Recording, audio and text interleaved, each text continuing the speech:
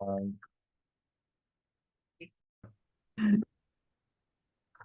Welcome back. Our special guest today is Ral West.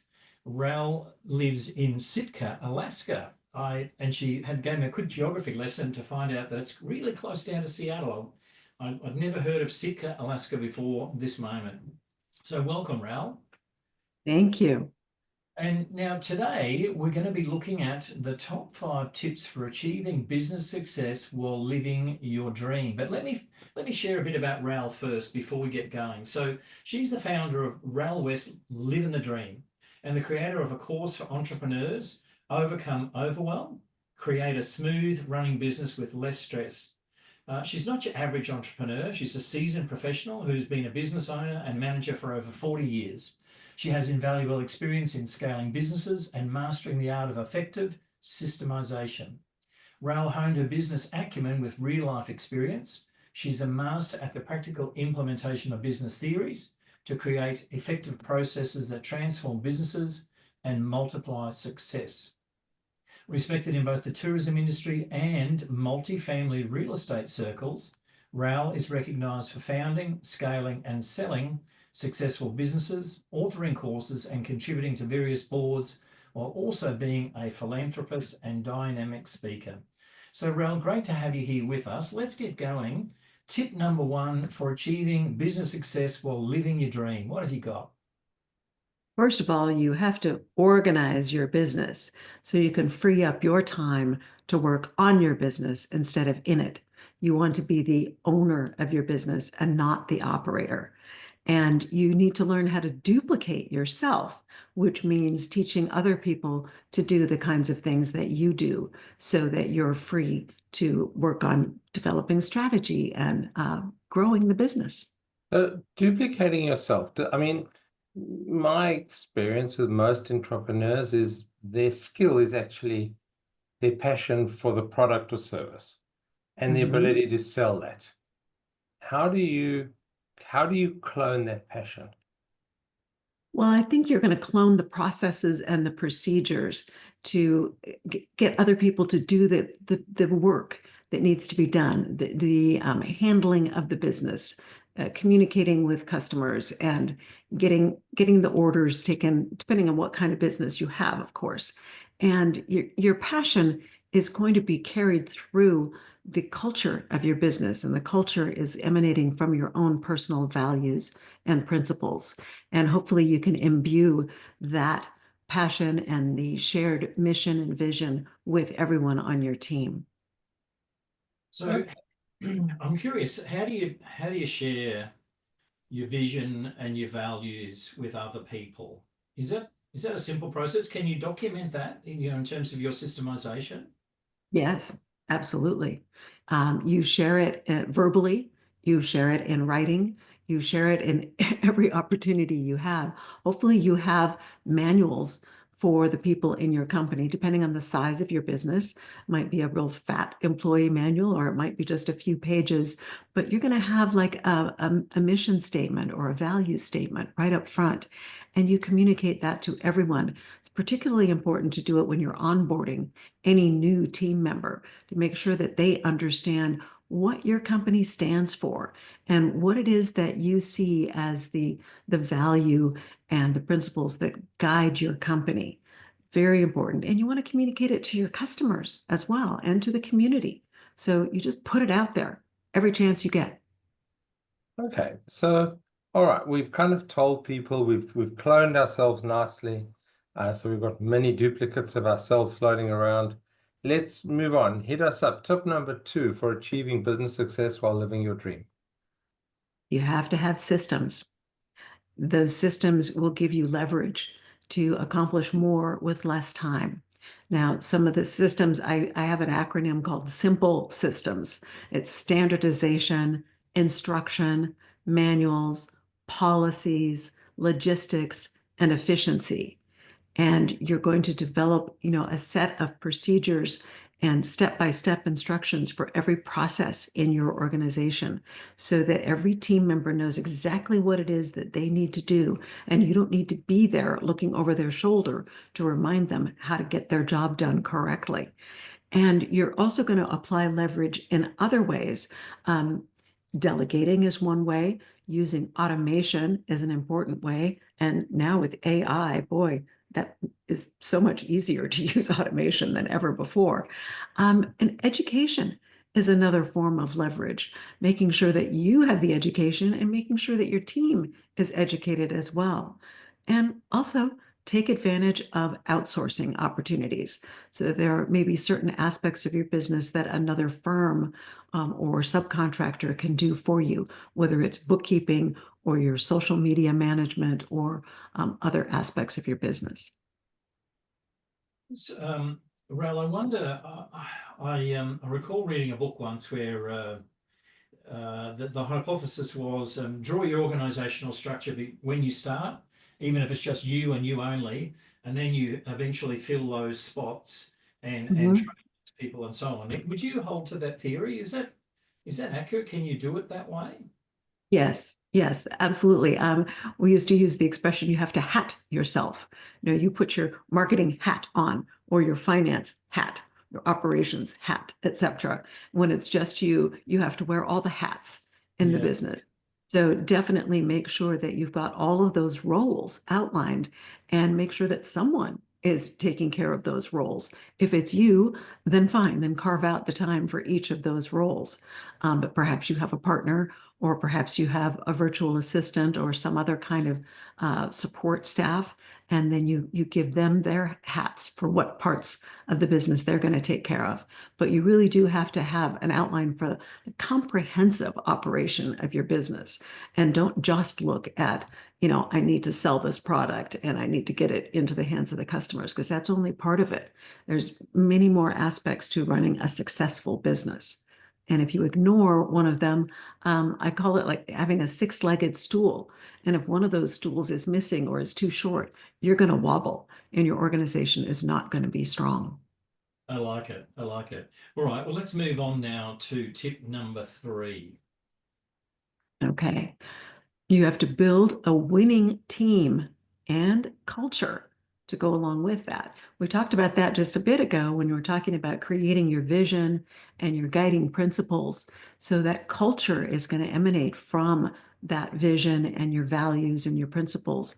And you need to inculcate that into your team. And having a team that's totally aligned with the goals of the organization is very important. You can create games and ways for the team to win if the business wins. And we've found that to be incredibly practical and useful.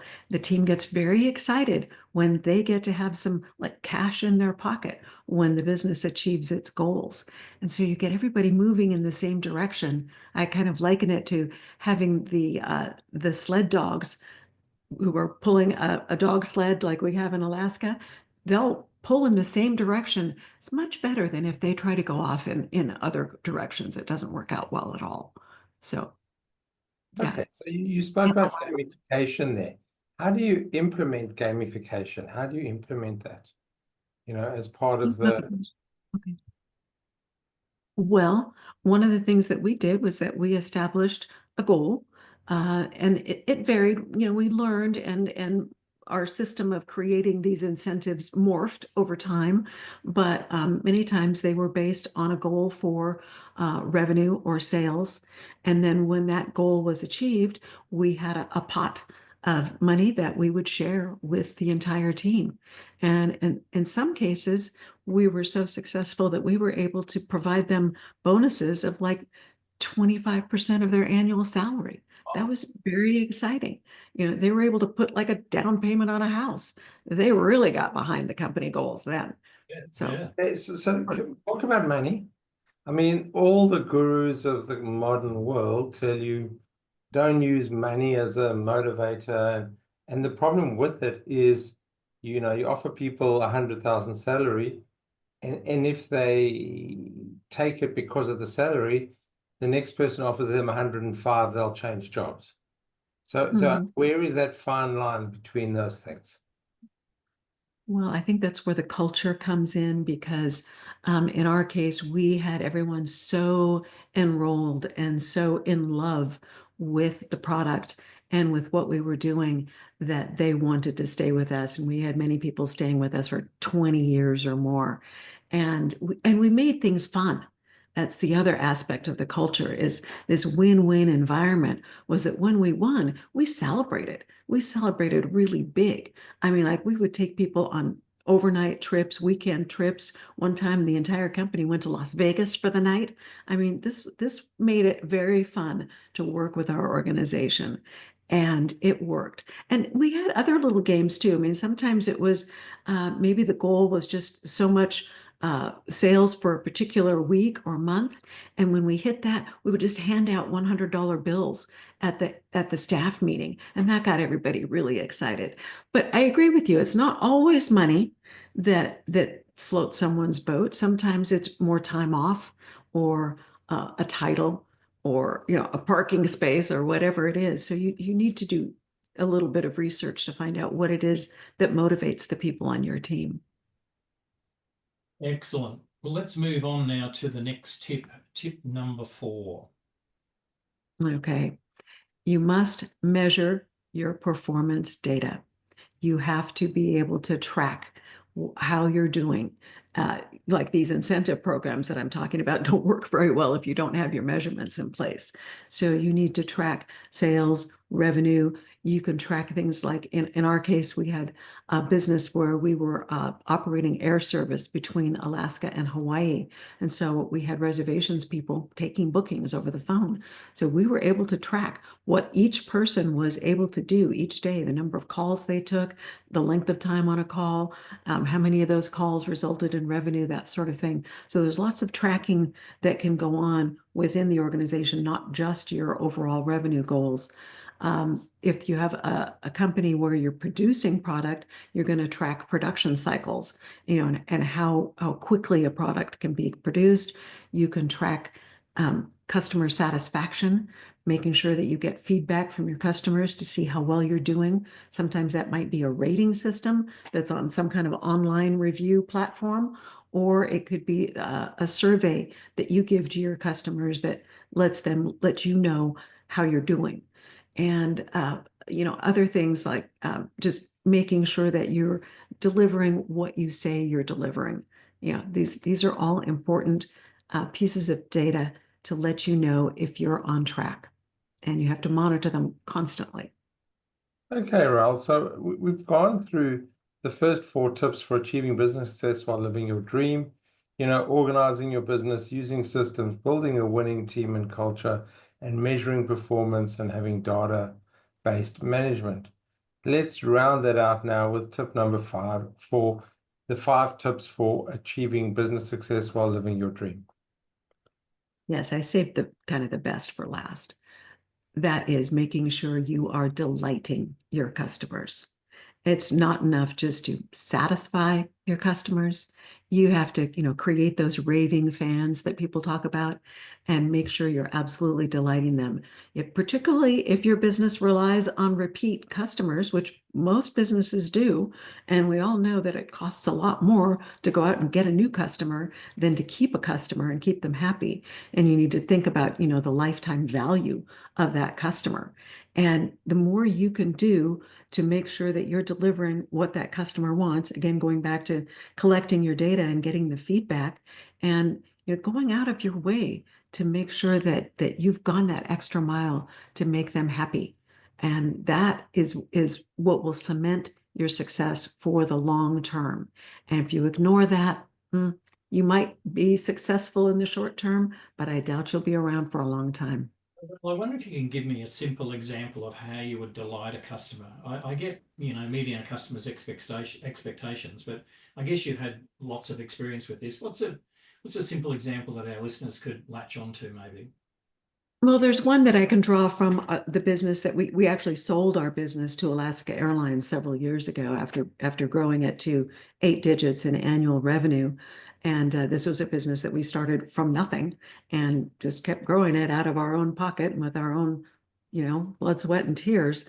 And we were able to use all of these tips that I've given you to work ourselves out of a job and have managers running the business for us so that we could step back and do other things like go to our home on Maui.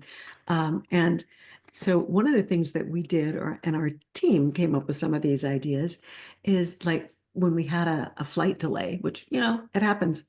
And instead of doing what most airlines do is just let them know, oh, there's going to be a delay and come back in 20 minutes and we'll let and then it's just this, long, we would communicate better and all the time to them. And we would have a team of people that would be mobilized as soon as there was any kind of a delay. And this involved creating a system for this. And they would go to the office and pick up the supplies. We had water, we had diapers, we had formula, we had cash, we had vouchers, anything that we could do to make this delay less painful for the people experiencing it. And a delay is always going to be annoying and upsetting, especially if they're going to Hawaii and they're in a hurry to, get out of the cold and to that sunshine. But the more we could do to let them know that we cared and that we were thinking about what they needed, families with little crying babies. I mean, they weren't expecting to have, an 8-hour delay and they needed more formula and more diapers. So we would think about that and provide that for them. And we wouldn't charge them for it. It was just, this is what we did. So that's just one example of how you can delight a customer. But as a customer, I've had many other experiences of being absolutely delighted.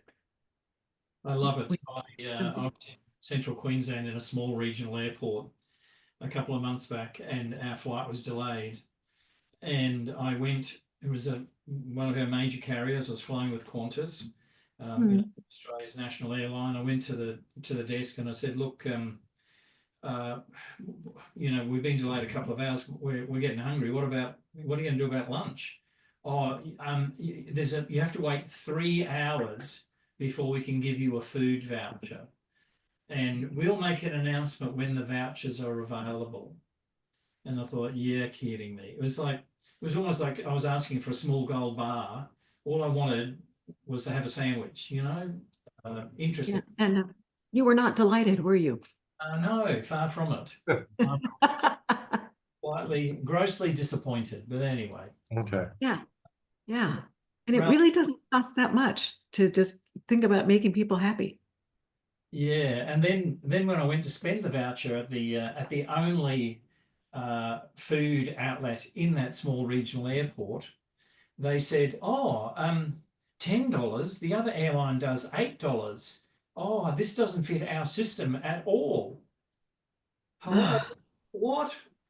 Anyway, I can go on. We can all. I'm sure we've all got lots of great examples of dissatisfaction. Frustrating. Very frustrating. Ral, we are almost out of time.